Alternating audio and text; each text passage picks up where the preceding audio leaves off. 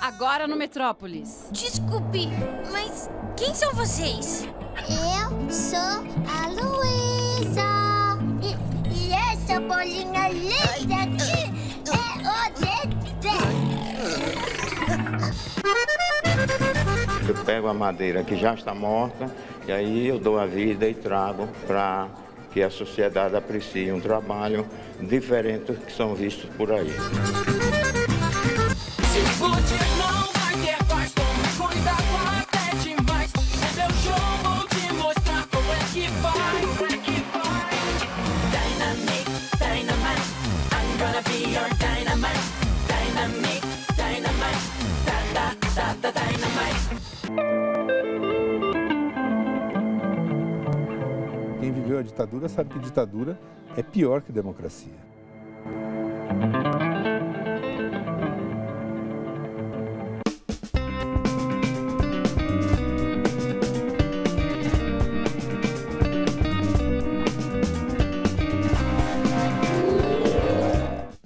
Boa noite! O Metrópolis de hoje começa com uma estreia aqui na TV Cultura. O diretor Cauã Burger está aqui de volta ao nosso canal com uma nova série infanto-juvenil. Que Monstro Te Mordeu traz uma protagonista, a Lali, que é metade menina, metade monstro. Ela vive no monstruoso mundo dos monstros e a cada capítulo a Lali tem que lidar com uma nova criatura, porque cada vez que uma criança desenha um monstro no mundo real, ele ganha vida no mundo de Lali. Então, para conversar sobre a série, a gente recebe aqui agora o Cauã Burger, que é diretor artístico do projeto, acompanhado de Teodoro Popovic, que é roteirista e diretor do seriado. Boa noite Cunha. Opa, boa noite. Boa noite vocês. Boa noite. Cal e Theo, me contem, são 50 episódios, é bastante coisa, né? Isso, 50 na TV. Na TV, 50 episódios na televisão, de 24, 26 minutos, e 50 episódios na internet, no canal Que Monstro Te Mordeu, que já está, se o telespectador pode acessar o canal YouTube, quemonstrottemordeu.com, não, sem ponto .com. Bom, mas se você for no YouTube, você vai encontrar. Vai encontrar 50 episódios para a internet de 1 a 3 minutos. Que legal. Agora, me conta uma coisa, eu estava lendo, achei super interessante essa premissa, né? De cada vez que uma criança desenha um monstro no mundo real, ele ganha vida no mundo da Lali. Mas esses monstros, eles têm uma característica sempre, né? Eles sempre têm uma coisa, tem o monstro fofoca, o monstro ciúme, o monstro escuro. Essa série, ela trata dos monstros que estão por aí, ou por aí, ou dentro da gente, trata dos nossos sentimentos, dos sentimentos humanos, da relação entre as pessoas, é sobre isso a série. Cada episódio a gente fala de um monstro desse, então tem o monstro ciúmes, o monstro do medo do escuro, o monstro da frescura para comer, o monstro do... Troca as palavras, do autoritarismo. São 50 monstros e todos eles desenhados por criança. Teodoro, como é que foi a questão dos roteiros? Como é que vocês prepararam? Tiveram tempo para elaborar bem? A gente teve muito tempo, acho que foi mais de um ano, né, Carl, de processo de roteirização. Quase um ano. Quase um ano, mas enfim, desde o processo de criação que a gente trabalhava, já trabalhou alguns meses antes, a gente foi desenvolvendo algumas ideias e trabalhando roteiros desde então. A gente foi meio que criando o processo e desenvolvendo a série e já colocando algumas ideias no papel do que seria a série, né? Porque o formato acho que é uma das coisas mais inusitadas do projeto, que cada episódio tem um monstro que representa algum desses sentimentos e ele influencia os personagens. Então, quando ele influencia um personagem com esse sentimento, o personagem ganha esse sentimento. Ele ganha inveja, ele ganha os ciúmes, e aí ou mais personagens ganham. E nisso nasce o conflito da série. Claro. Então, o conceito tem a ver com os roteiros. E vocês já tinham trabalhado juntos antes, né? Pedro e Bianca aqui para casa. Inclusive aqui na TV Cultura mesmo. Já. A gente tem feito, eu e o Theo e alguns dos outros roteiristas, a gente começou, o primeiro trabalho foi... No Estranho Planeta. No Estranho Planeta dos Seres Audiovisuais, que discutia um pouco a nossa profissão atualmente, né? Como está mudando. Do futuro, é esse? Do futuro e que está no Discovery. Daí fizemos Família Imperial e... Que é muito Pedro boa Bianco. também a série. Super legal. Estava na Disney, E a Pedro e Bianca. Pedro e Bianca, que ganhou o Emmy, e agora Que Monstro Te Mordeu. Agora, muito interessante, e acho que a Marina já viu isso também, porque Monstro já aparece desde o seu primeiro trabalho, E Castelo também. Eu estava vendo, ontem fui rever o seu curta-metragem, Frankenstein Punk. Frankenstein Punk. Este filme, quando De eu 86. estava na faculdade de cinema, Você já este viu? filme já era uma lenda, porque era assim, como que o Cal conseguiu fazer uma animação tão perfeita, tão incrível e que era, enfim, Eu vi a abertura porque eu não era lembrava referência pra mais. gente, pros alunos da faculdade de cinema. Você lembra da abertura? Porque a abertura é com o Castelo É um também. Castelo, é. Ou seja, essas coisas vêm no seu inconsciente. Olha, é muito Vem no lindo meu esse filme. São arquétipos também, né? E, por exemplo, o Frankenstein Punk eu fiz junto com a Eliana Fonseca. Então também não é só da minha imaginação. Com o Theo também, os monstros veio junto com o Theo. Enfim, são arquétipos da humanidade, assim, né? Mas, enfim, eu tenho uma tendência, assim, a esse tipo de assunto. Ao fantástico.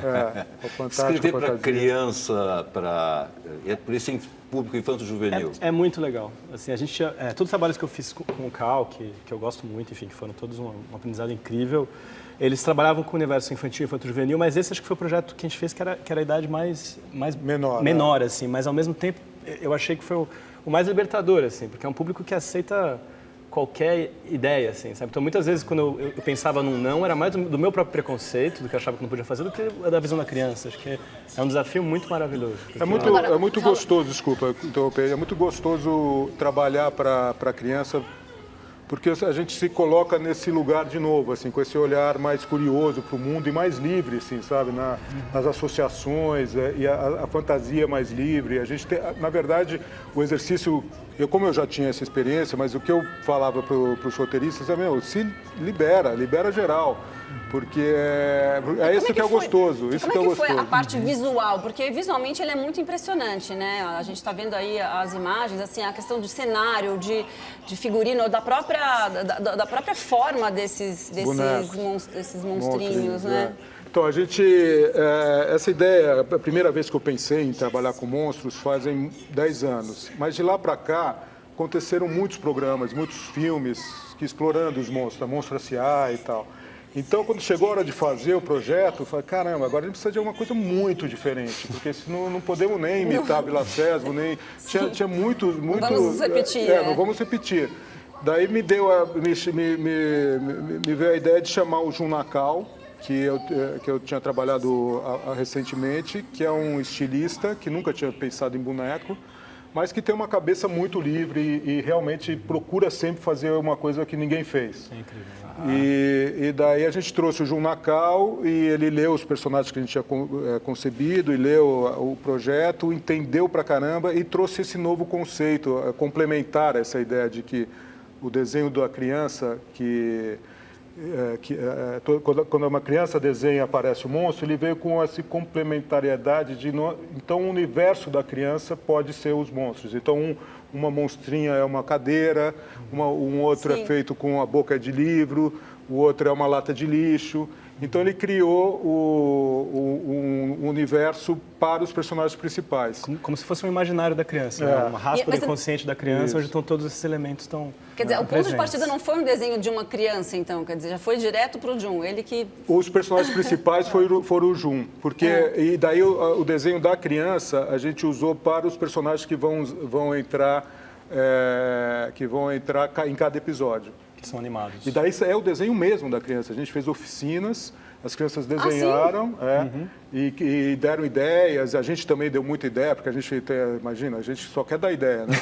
A gente usou muita ideia das crianças e todos os desenhos dos monstros que aparecem em animação 3D são baseados no desenho das crianças. E no final foram quantos diretores? Então, você dirigiu, de fato, alguns episódios? Eu dirigi o primeiro junto com o Felipe. Quem dirigiu Felipe mais... Barcinski. o Felipe Barcinski, que dirigiu mais episódios. Ele dirigiu quase a metade. E daí teve o Luiz Pinheiro, que é um diretor sensacional também, que está fazendo o Lili, a ex... daí teve o Theo, teve a Maria Farcas, teve, sei lá... Ou seja, porque para 50 episódios... O Tom, meu filho, dirigiu também, Então tiveram legal, um já time, tá é um timão, encaminhando. assim. A gente não pode uma deixar de equipe muito falar legal. do Castelo Rá-Tim-Bum, né? 20 anos agora. Coincidentemente, E você deve ter visto bastante Castelo Rá-Tim-Bum também. Eu sou cria, a equipe inteira era cria do Castelo, do Rá-Tim-Bum, do Gloob Gloob, mas do Castelo, assim, a equipe no set, todo mundo cresceu vendo o Castelo. E, assim, é uma coisa e essa impressionante. preocupação, essa coisa que deu muito certo no Castelo, que é misturar entretenimento e essa questão educativa também está presente nessa série, né? Sim, acho que tem um conceito que é uma educação sentimental, né, Cal, que a gente fala, educação emocional. Emocional, que a gente fala, a gente não tratou do currículo escolar, mas a gente tratou da formação do indivíduo, de falar do indivíduo hoje, né, no mundo de hoje. Um mundo complexo e cheio de... Aliás, porque o mundo é diferente. Quando o Castelo Rá-Tim-Bum foi para o ar, recém os computadores estavam chegando nas casas das pessoas, né? Não tinha o Windows internet, estava sendo lançado. Não tinha internet, não tinha TV a cabo, eram 6 canais de televisão e o Castelo ocupava meia hora de um deles, que é a TV Cultura. E a ideia, né, naquele momento, eu percebo isso hoje, tinha a ver com esse começo da revolução digital que a gente está vivendo. Então, o Castelo, né, você pegar ele, a estrutura é uma história, com começo, meio e fim, mas cheio de janelas, de quadros que entram. E a ideia, foi o que me inspirou, foi o Windows, que era a ideia dos... Então, a gente, naquele momento, estava querendo abrir janelas para todo lado e ver o mundo de todos os pontos de vista e tal.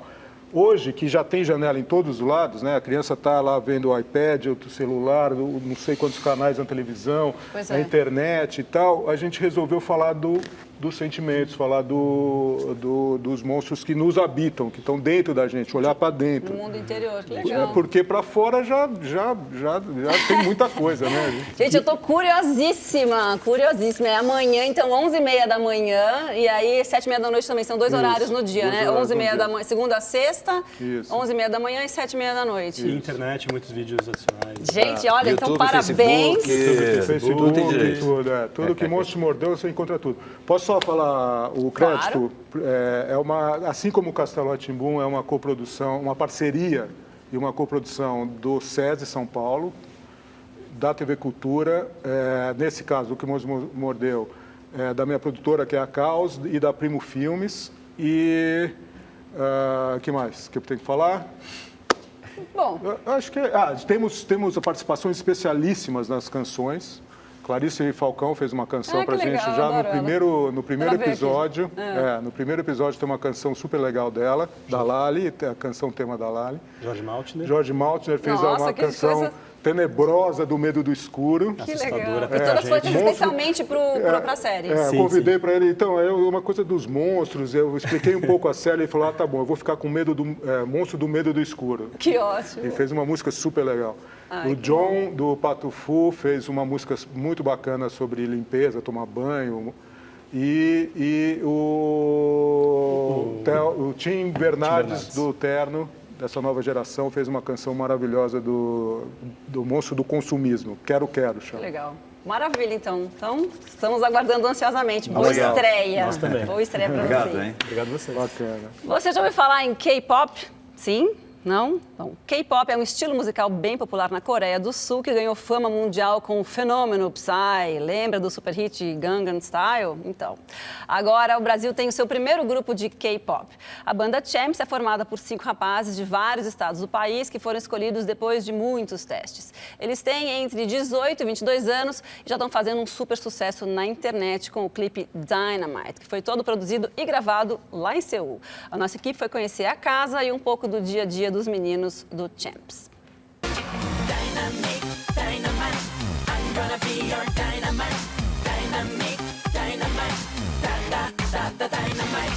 Preparados para mais uma boy band? É o pessoal do Champs que quer popularizar no Brasil o ritmo K-pop, que faz muito sucesso na Coreia do Sul. É a onda Psy fazendo escola.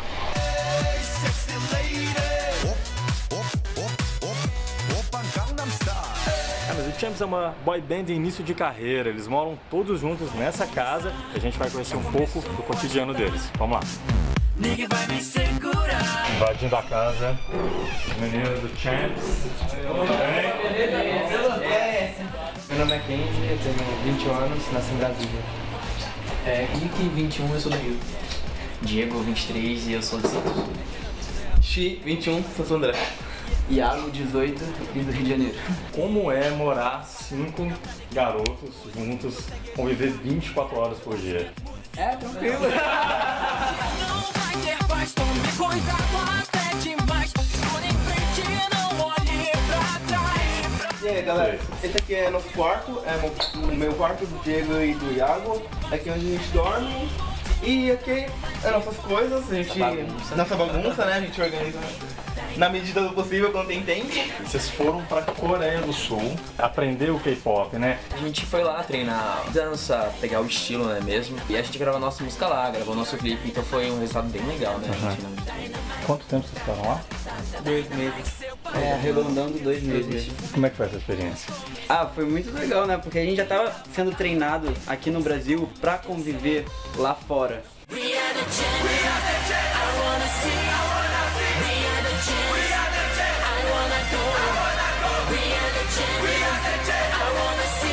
Vocês acordam, falam de K-pop, almoçam, conversam sobre K-pop, como é que é? Cantam o tempo todo? Na verdade a gente acorda tipo Disney, sabe? Não, mentira.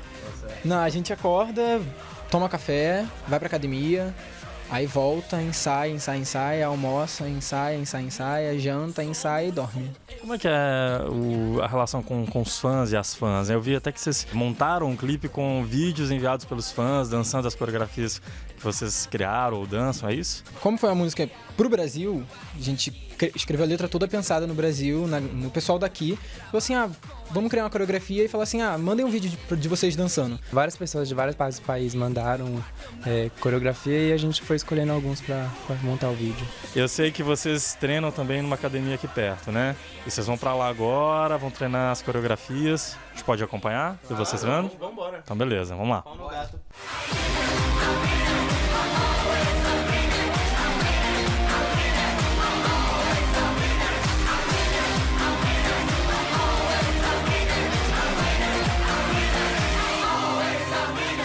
Bom, vamos lá, vamos aproveitar uma pausa aqui no ensaio dos meninos.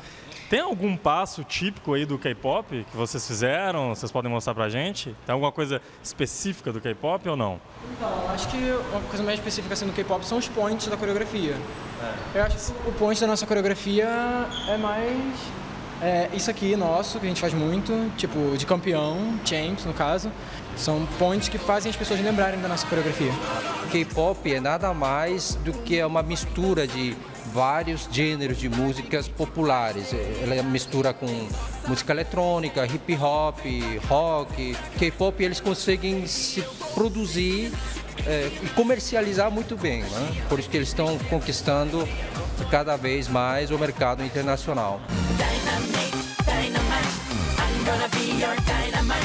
Estava preparado para ir embora e é lógico que apareceu uma fã do Champs, que é boy band. Sem fã não é boy band, né, Vanessa? Sim.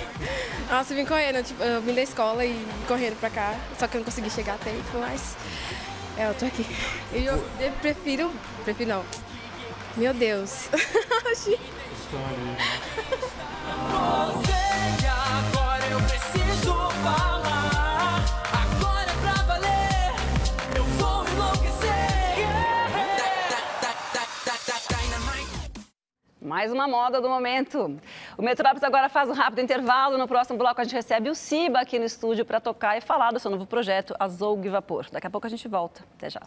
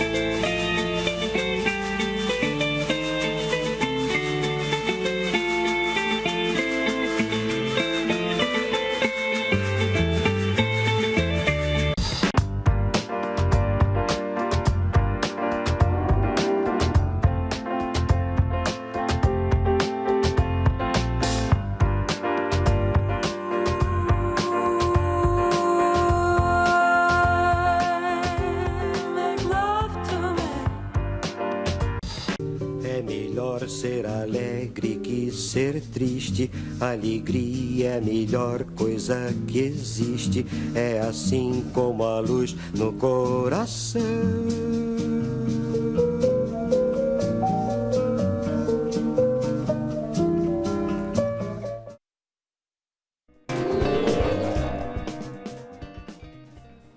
Em seus trabalhos anteriores, Ciba fez um mergulho na tradição musical do maracatu, indo buscar na zona da mata pernambucana a inspiração e o aprendizado para suas composições. No seu último disco solo, Avante, o Ciba se distanciou levemente do maracatu e se aproximou mais da música contemporânea. Agora, em Azougue Vapor, o seu novo projeto, ao vivo, ele faz a ponte entre esses dois mundos musicais em que convive. Essa combinação a gente ouve agora aqui no estúdio do Metrópolis, com vocês.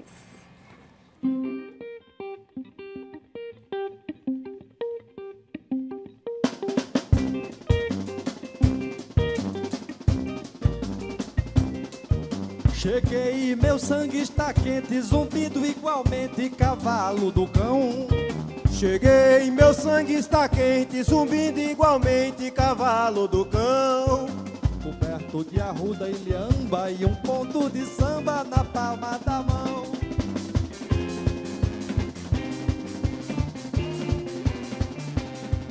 Eu vim bater mão ao cangaço, cantar sem cansaço, querendo calor. Eu vim bater mão ao cangaço, cantar sem cansaço, querendo calor.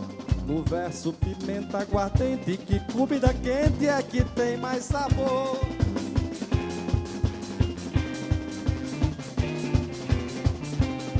No caminho me aquilombei, no chão escutei quem ia e quem vinha.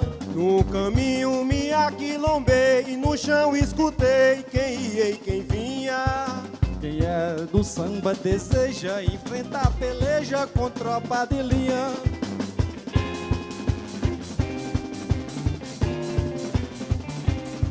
E a tropa vovô na fronteira, caiu na trincheira, não reclame à toa.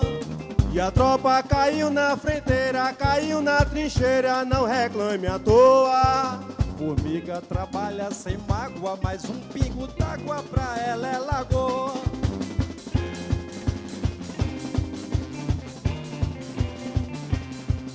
E a guarda formando a enchente, descendo o batente, não vem pra voltar.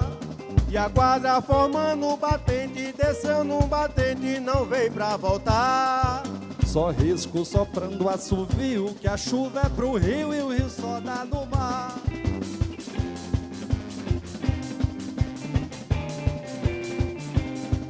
E a tropa reúne de pronta, quem tiver a conta que mande pra mim. E a tropa reúne de pronta, quem tiver a conta que mande pra mim. Calcule, não renegue preço, e entrei no começo sem saber do fim.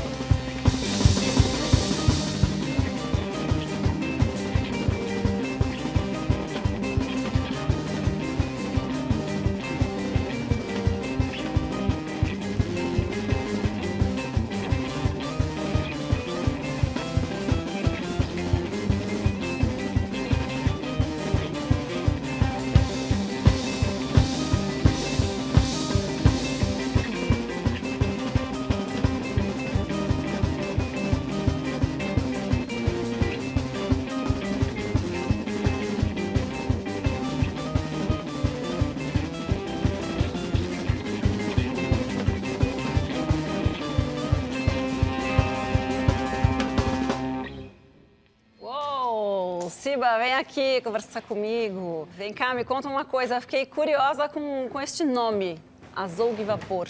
Eu sei que a azougue é uma bebida típica, mas não é só isso, pelo que eu estou entendendo. A azougue pra gente lá é uma bebida que o pessoal mais antigo do maracatu fazia, misturando pólvora com limão e aguardente, Pólvora com limão. enterrando 7 dias para beber no carnaval. Uma Né? bebida leve, uma assim, coisa bebidinha. explosiva, né? É. Já que tem a pólvora. Agora me conta do projeto. É uma coisa que nasceu no carnaval e ele vai também ter a segunda ponta também no próximo carnaval. Como é que surgiu tudo isso? O Azougue Vapor é um projeto, para mim, é um projeto de longo prazo. Ela é uma retomada dessa minha história com a Mata Norte, não que ela tenha sido interrompida, mas uma retomada, vamos dizer assim, pública, né? Como artista, de retomar esse elemento central do meu trabalho, que é aquela região que me formou através da Escola do Maracatu, da Ciranda e tal. E depois da estrada com o Avante, que é um projeto elétrico, com guitarra, com essa formação assim, muito próxima, eu comecei a rodear novamente esse mundo do maracatu, olhando ele por um ângulo diferente, a partir dessa experiência mais recente. E aí surgiu o Azougue Vapor, que é maracatu, ciranda, mas com essa linguagem. Tem que ter uma coisa contemporânea, mais pop, tem guitarra, tem... Eu não gosto de usar a palavra contemporâneo, porque parece que o maracatu está no passado, né? É verdade, você tem razão. Eu sempre brigo com essa palavra. Você tem razão para não de me deixar ela corrigir. nunca passar. Porque o maracatu é contemporâneo, ele existe, claro. É uma tradição, claro. Digamos ela uma coisa tem uma mais história. pop, então? Sim, aí sim. Quando você começa a usar esses elementos que são da música mais urbana e pop, né? Você pode dizer que é pop, por que não? Sim, por que não? Agora, vem cá, essa coisa da experimentação é uma coisa que eu te conheci no Mestre Ambrósio. Eu era sua grupo, né? Não sei se você lembra. Eu ia todo final de semana, eu ia ver os shows do Mestre Ambrósio.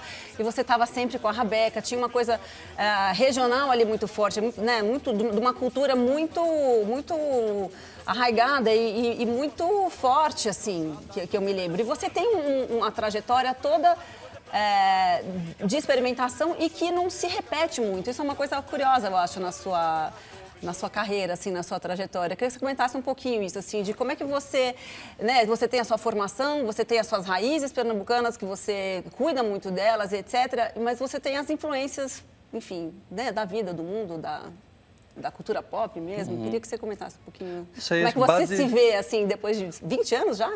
Ou mais. 20 anos ou mais. O Mestre Ambrósio começou em 92, né? 92. Tem uma estradinha já. Caramba, é verdade. Então são 20 e tantos. Deixa pra lá. Deixa pra lá. Não, eu acho que basicamente o que acontece comigo é que eu enjoo de mim, né? Você enjoa de você? Aí vou procurando outros. Você é aquariano? Sou. Mentira! Totalmente. Então é uma coisa... que eu também sou aquariano, então a gente tem essa coisa de enjoar. Eu tava brincando, mas isso é verdade. Ao mesmo tempo, tem uma inquietação mesmo de... Porque o que me levou a fazer o que eu faço, ser artista, foi justamente a chacoalhada que a obra de outros artistas deram na minha vida, enquanto muito jovem, né? Então, essa função da arte, enquanto um elemento que te tira do lugar mentalmente, emocionalmente, e inclusive na vida mesmo prática, ela é bem importante para mim. Então, eu preciso também estar me movendo para me sentir como artista, como alguém que tem alguma coisa para oferecer. Nunca me vi tocando o mesmo repertório a vida inteira, com o mesmo formato, e assim por diante. Ao mesmo tempo, tem coisas que na minha obra são muito constantes, essa relação com o lugar de onde eu venho, especialmente, né? Ela é central para tudo que eu faço. Não me imagino nunca fazendo música japonesa, ou tocando jazz, ou sei lá o quê, estudando piano para tocar Chopin, não sei, talvez não seja a minha. Talvez misturando com maracatu, com coco, com alguma coisa mais, né, regional, assim. Agora, eu já vi você falando que você não tem essa intenção, o seu objetivo não é divulgar essa coisa, você não tem essa bandeira, né? Ai, não, quero levar a música da Zona da Mata, quero levar a maracatu para o mundo, né? Apesar de que você tem uma boa recepção internacionalmente, né? Mas não é o que te move. Não, acho que o simples objetivo de divulgar uma cultura local, ele não te leva muito longe, não. Porque o que possibilita a comunicação de alguma cultura local é justamente a vivacidade dela. E aí isso você tem que realizar no seu trabalho, não dizer que aquela coisa é assim ou assado. Que adianta eu dizer que o maracatu é uma cultura viva se no meu trabalho ele não tiver minimamente uma importância orgânica na coisa. Então, e isso eu aprendi na própria tradição, de como o maracatu ele tem tido uma inteligência coletiva capaz de reagir aos diversos momentos da história dele, os que a gente conhece, né? E se adaptar às mudanças sociais e econômicas localmente e representar, continuar representando uma coisa tão importante para quem faz parte daquilo. Sim. Agora, internacionalmente, como é que o maracatu é visto, assim? Eles têm uma coisa de um olhar, de uma coisa que é exótica e tal, ou não? Enfim, você acha que, de repente, o público Eu acho que nem é visto. recebe como... Não, é na visto? verdade, nem é visto, né? O que acontece é que o que a gente faz aqui também não é exatamente maracatu. A gente tira um fragmento, que é Sim. a coisa mais musical, e a parte da poesia, e põe ela em diálogo com outros elementos musicais, principalmente musicais e tal. E isso não é mais maracatu, né? Tem forma musical de maracatu, mas deixa de ser maracatu. Ao mesmo tempo que eu tem acontecido comigo constantemente a experiência de trazer pessoas de muito longe, levar lá para Mata Norte situações de gravação de programas, ou seja lá o que, ou visita mesmo, e uma pessoa de muito distante ser mais capaz de perceber a riqueza e a inteligência da tradição do que uma pessoa que já é dali, ou mesmo de Pernambuco, uma pessoa de Recife, Sim. porque no Brasil essas formas de expressão elas estão catalogadas num lugar muito rígido. Tudo que a gente chama de tradição, cultura popular, vai para um lugar onde a gente já entende como do passado, como rígido, como coisa de velho, ou como um patrimônio que deve ser mantido e que ali não se mexe ali não também, se mexe, você não exatamente. pode se macular se mexe quando for para restringir, né? No caso de Pernambuco, a gente tem a história recente do governo do estado usando a polícia para restringir o maracatu, mas essa aí é outra conversa. Sim. Bom, vamos ouvir mais uma, então? Vamos embora, eu vou chamar o João Paulo para cantar Maracatu de Barco Solto. Opa, maravilha. Vamos embora, João. E disco ainda não, né? Discos ainda não. Esse é um projeto a longo prazo, que eu quero que tenha mais poetas participando, colaborando. E no ano que vem, 2015, a gente grava para sabe quando aí. Ótimo. Não tem um projeto ainda muito fechado, não. Que ótimo. Muito bem.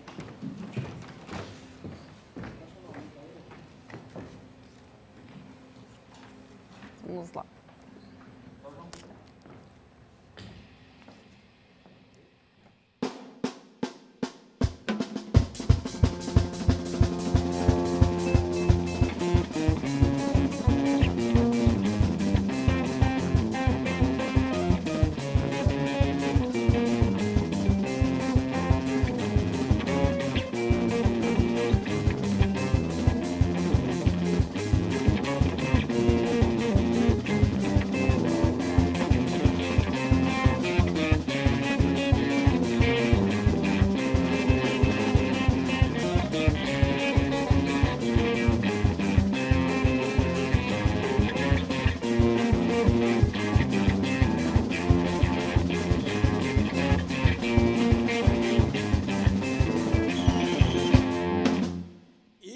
Programa Metrópolis, cantando eu vim pra mostrar. Cantando no programa Metrópolis, eu vim cantar no lugar. Mostrar o que eu aprendi na cultura popular.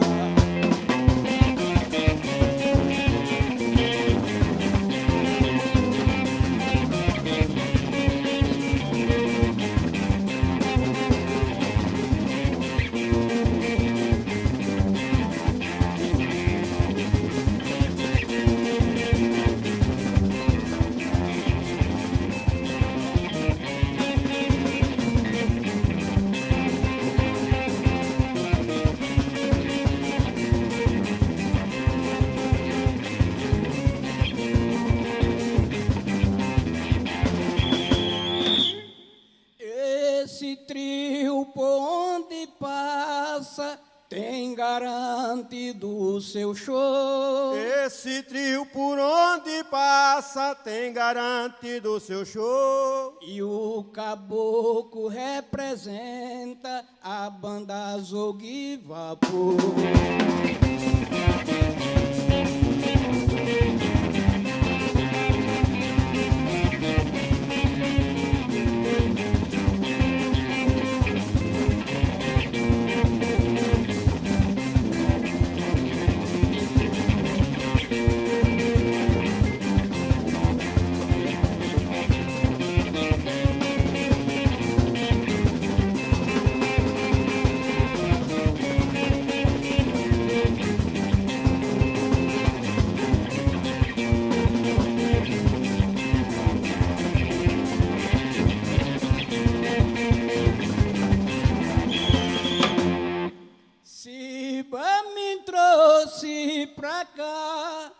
pra nós fazer parceria, dar um show de poesia na cultura popular. Se ninguém me perguntar, falo eu vim de Nazaré. Se ninguém me perguntar, eu vim lá de Nazaré. Tô na terra de Pelé, quero cantar com bravura e mostrar a TV Cultura Maracatu como é.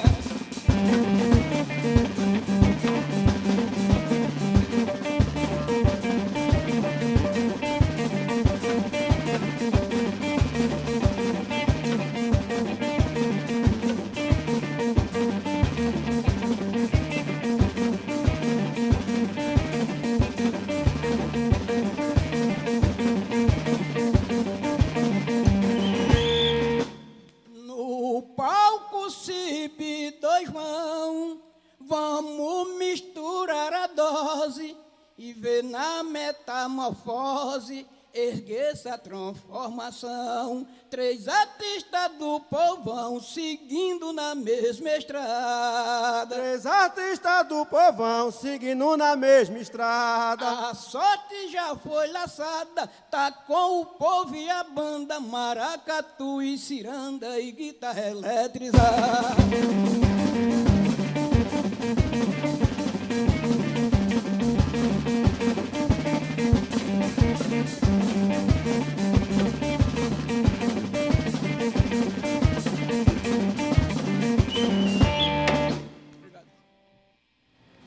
Sensacional. O golpe militar de 64 que derrubou o presidente João Goulart e a campanha das diretas já são os temas dos livros que o jornalista Paulo Marcum acaba de lançar no Fórum de Letras de Ouro Preto, em Minas Gerais.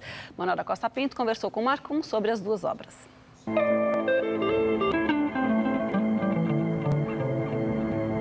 Qual é a sua visão do golpe? Não havia um golpe em andamento por parte de João Goulart. O que havia era, de alguma forma, uma eleição um ano depois, em 65, onde havia dois candidatos e o presidente da República não era nenhum deles. Portanto, o perigo de esquerda nas urnas não existia. Não existia nas urnas, de um lado, e, ao mesmo tempo, ao que indica, não havia ali uma movimentação efetiva para o golpe. O que levou, e isto há relatos claros, o presidente João Goulart a não propor uma reação aos golpistas, né, a entregar a rapadura, digamos assim, sem fazer nenhum movimento, foi a mobilização norte-americana para mandar tropas apoiarem os golpistas. Né? Então, essa história de golpe e contragolpe parece, pelos relatos, que não corresponde à realidade. Ela é uma espécie de reconstrução posterior para justificar uma derrubada de um governo constitucional, claro.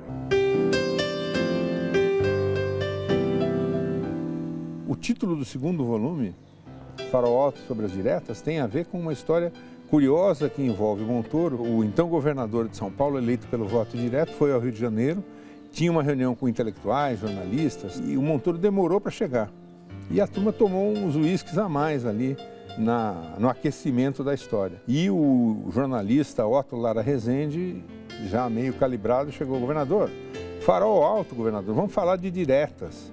Montoro se anima, começa a falar da ideia das diretas e, a partir daquele momento, 7 de novembro de 1983, decide encampar a campanha das diretas, que até então o PMDB vinha carregando não muito entusiasmadamente.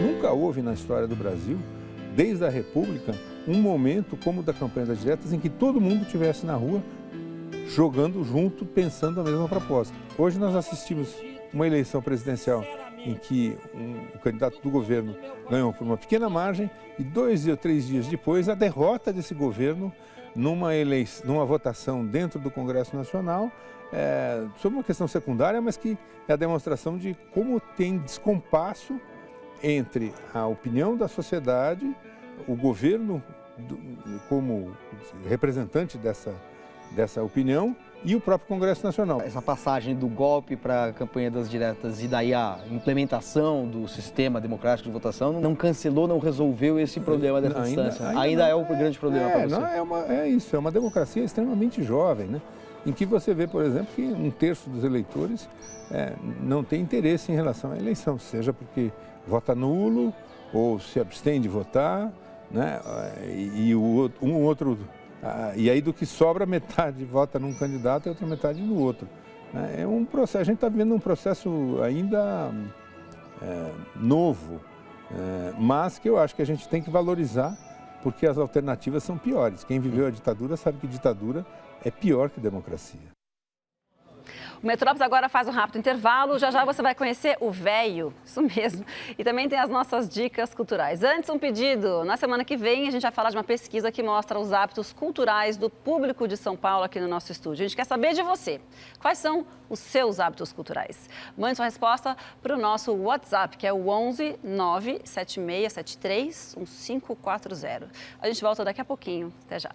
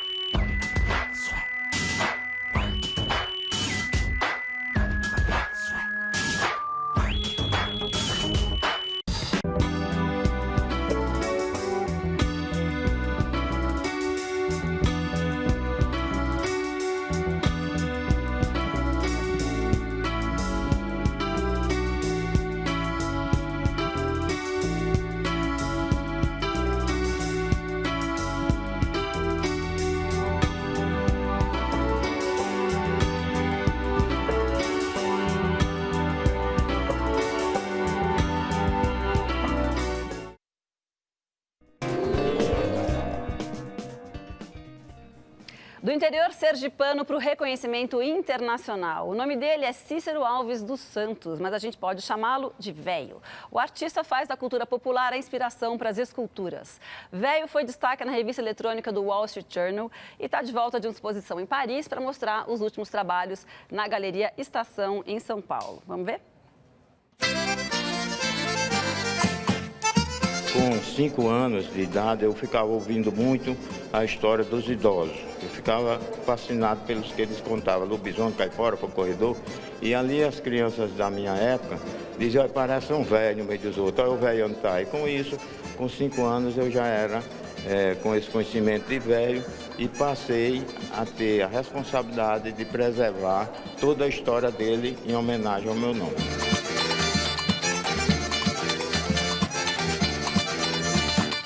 Diante da matéria-prima, quando eu olho, então ali eu já estou vendo o que é que eu posso fazer, o nome e a história. Eu não faço ela antes, eu só posso fazer depois que eu ver o material que eu vou trabalhar.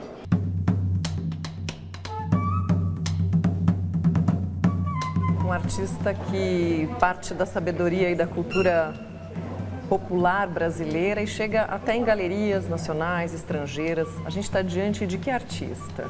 Ele parte de questões tradicionais da escultura popular, a madeira, alguns instrumentos rudimentares, a relação com os animais da região, e chega a algumas coisas que tangenciam a arte contemporânea.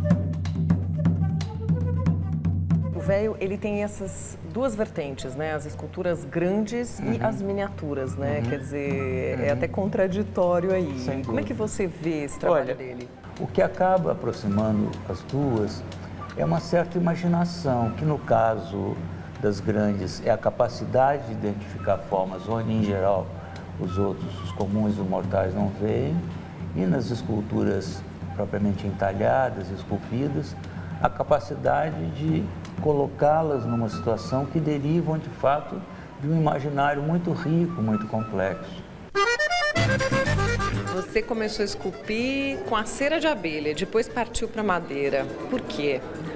Olha, uma explicação assim, porque a cera era produzida pelas abelhas. Como foi ficando escassa, então eu passei a ver o que nossos humanos faziam com a natureza. Eles derrubavam a madeira e abandonavam, queimavam.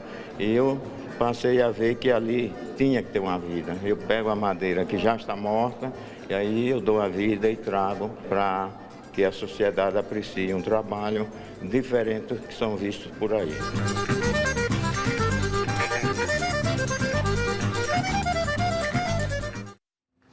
Na semana passada, a gente pediu para você mandar fotos surrealistas na exposição do Dalí para o nosso WhatsApp. A Daniela veio de São Paulo, resolveu brincar com o famoso bigode do Salvador Dalí. Então, vamos dar uma olhada na foto dela. Olha aí. Ah, ficou ótima. Adorei a foto. Muito bom. Então, agora sim, as nossas dicas culturais. Manuel, bem-vindo de volta, Manuel da Costa Pinto. Muito tempo que eu não te vi aqui neste sofá. Pois é, eu voltei de férias, daí fui para Ouro Preto cobrir o Fórum das Letras. Então, faltei na semana passada também. Então, bem-vindo. Ganhei falta acadêmica. Ganhou falta. Bom, a gente começa com Cal Hamburger, nosso convidado de hoje, então, que vai dar uma dica cultural pra gente. O que você trouxe? Duas dicas, boa. Uma delas é o festival que começou, um festival de televisão que estava na hora de ter um bom festival de televisão em São Paulo e no Brasil, chama Telas. É um festival que tem produções independentes ou não, brasileiras e internacionais e espalhadas pela cidade. Eu não sei onde que vê, tem que ver a programação no jornal. Mas parece uma programação bacana. E a outra dica é esse livro aqui, que é sensacional. Que é o livro... Que eu mostro aqui pra... O Mundo de Djazanké. O Mundo de Djazanké. Você aprendeu a falar o nome dele, Cunha? Porque o Cunha foi entrevistar o Walter Salles e o Djazanké. Nós nos encontramos na fila na mostra para assistir o filme. Lançamento do filme e do livro. E o livro é muito legal, o filme é sensacional. O filme, você diz, é o documentário que o Walter Salles fez, né? Ele fez o documentário e o livro. E sobre esse cineasta chinês, que tem filmes sensacionais. Mas o que é bacana é que tanto o livro quanto o filme, ele extrapola, ele é muito mais sobre o mundo que a gente está vivendo, sobre a China, sobre o ser humano, do que só sobre a obra dele. Porque a obra dele é sobre isso. E o próprio personagem do documentário e do livro é um cara muito humano e muito disponível para conversar sobre as coisas. Então, eu achei uma obra-prima. Nós gostamos também, né, Maria? Não é que eu gostei, eu pirei nesse documentário. Eu já gostava do Djazanké, até no ano passado, quando teve a mostra de cinema, eu elegi Um Toque de Pecado como o melhor filme da mostra, fui ver 2 vezes, eu já achava o cara incrível. E eu acho que o documentário ele tem esse poder, assim, né, de trazer, né, à tona assim, a mente, a gente vai dentro da mente daquele cara, a vida dele, e ele fala umas coisas muito bonitas. Eu e o Cunha, a gente ficou 3 horas conversando já sobre o filme. Mas uma das coisas que eu achei mais bonitas de tudo foi que o Djazanké, que nasceu naquela microcidadezinha na China, num esquema de extrema pobreza, né? E tal, em Fenyang, ele só teve noção do que era aquilo quando ele saiu de lá, né? De quem ele, a dimensão do que ele era, do que aquilo representava dentro do mundo quando ele saiu da China. Pois é, por isso que transcende, o filme é transcendente, o livro também, porque a gente pega esse exemplo e pode se relacionar com ele, se identificar de várias formas, né? Pois é, então, eu acho que essa capacidade... Aliás, eu já estou passando para a minha dica agora, porque a minha dica tem tudo a ver quando eu soube que você... Eu já estava a fim de falar desse livro há um tempo, mas eu falei, não, o Cunha acabou de entrevistar, vamos dar um tempo e tal. Eu só comecei a ler o livro, ainda não li o livro inteiro, mas o meu marido já leu, ficou fascinado, porque a entrevista que está no documentário do Walter Salles, ela está maior aqui, né? A entrevista que ele deu para o Jean-Michel Michel Frodon. E aí a gente está fazendo o seguinte lá em casa agora, a gente está revendo todos os filmes do Jean Zanquet. E esse final de semana passado eu revi o Still Life, que aqui no Brasil ganhou uma tradução que não tem muito a ver com o original, que é Em Busca da Vida, porque Still Life em inglês é Natureza Morta, que é um pouco o que fala a história desse filme. Esse filme tem duas histórias, tem a história que está dentro do próprio filme e a história de como esse filme foi feito. O que aconteceu foi que o Jean Zanquet foi para essa cidade fazer um documentário. E aí, essa cidade é uma cidade que estava sendo, nessa época, 2005, destruída, demolida, exatamente, para que eles fizessem uma grande hidrelétrica. Então era isso, assim, a cidade toda marcada, ó, os caras e assim, ela não estava sendo destruída, ela estava sendo ou implodida com dinamite, enfim, como seria à mão, na marreta. Quer dizer, os homens estavam simplesmente destruindo cada edificação, algumas de milhares de anos, assim, na mão, entendeu?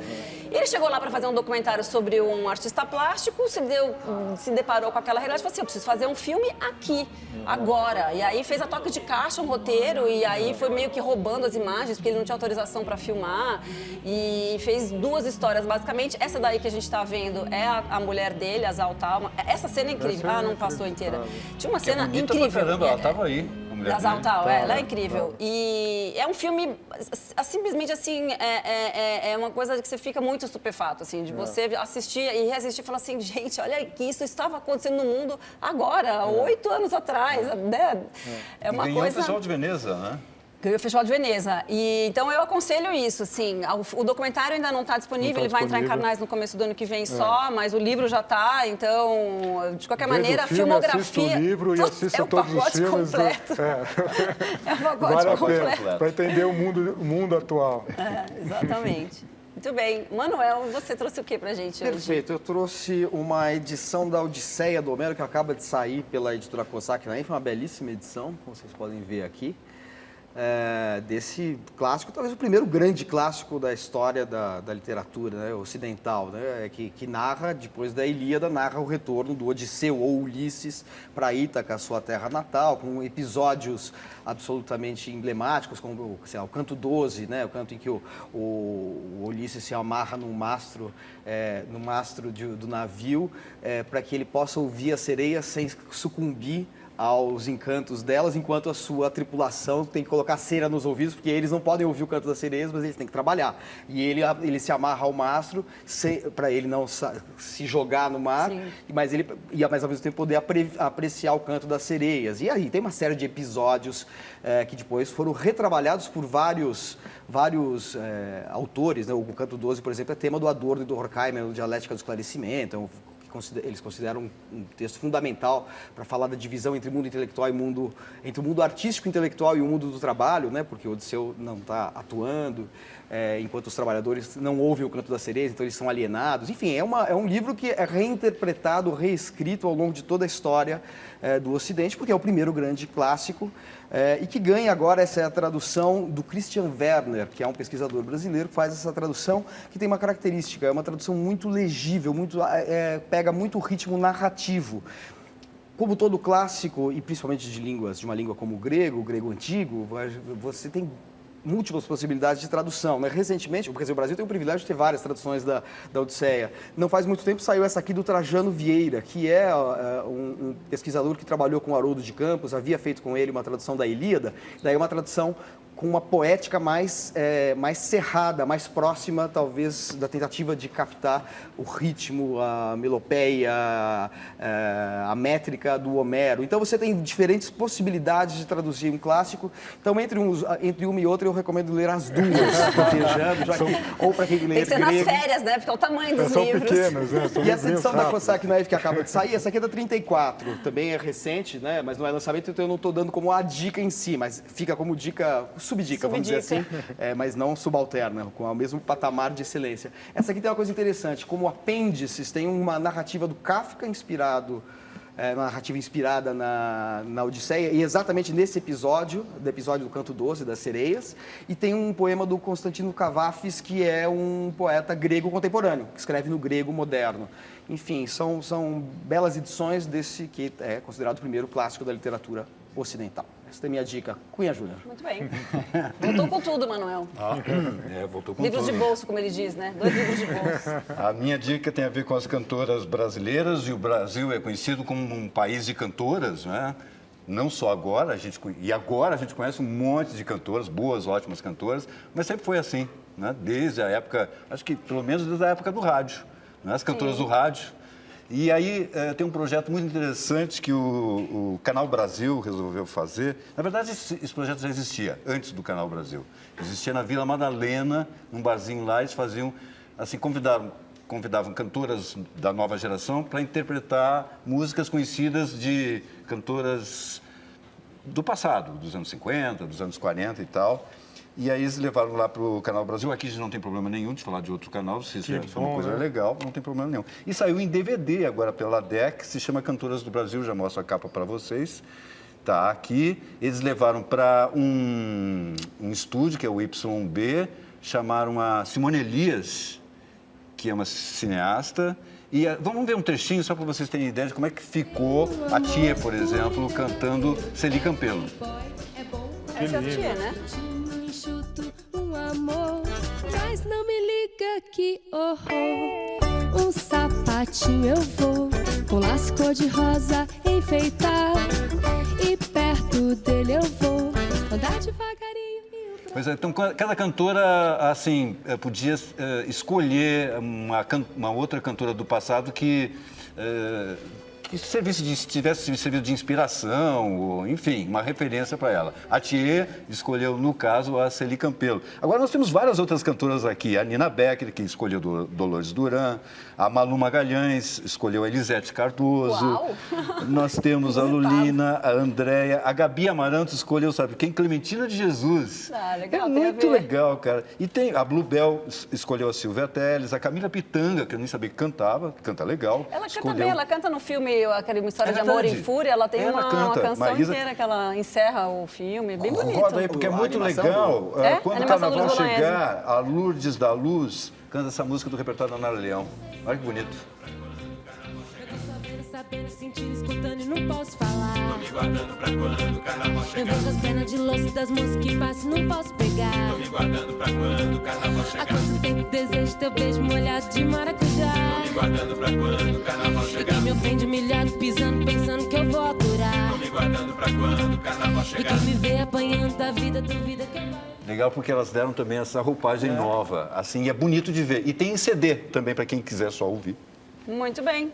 Gente, muito obrigada, então. Cal, boa estreia, hein? Legal, Olha, amanhã... que monstro te mordeu. Vou fazer propaganda de novo. Todo de segunda a sexta, de dar às 11h30 da manhã, 7h30 da noite.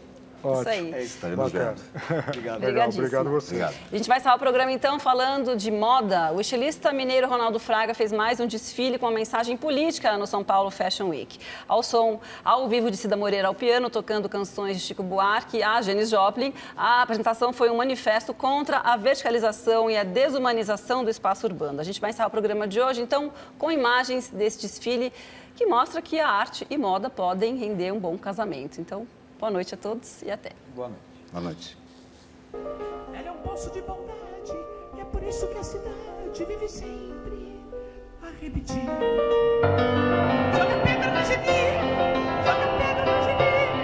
Ela é feita pra bailar, ela é boa de cuspir. Ela dá pra qualquer um, maldita Geni.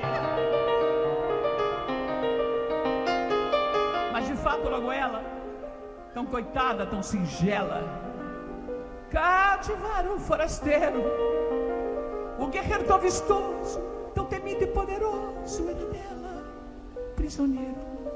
Acontece que a donzela, isso era segredo dela, também tinha seus caprichos.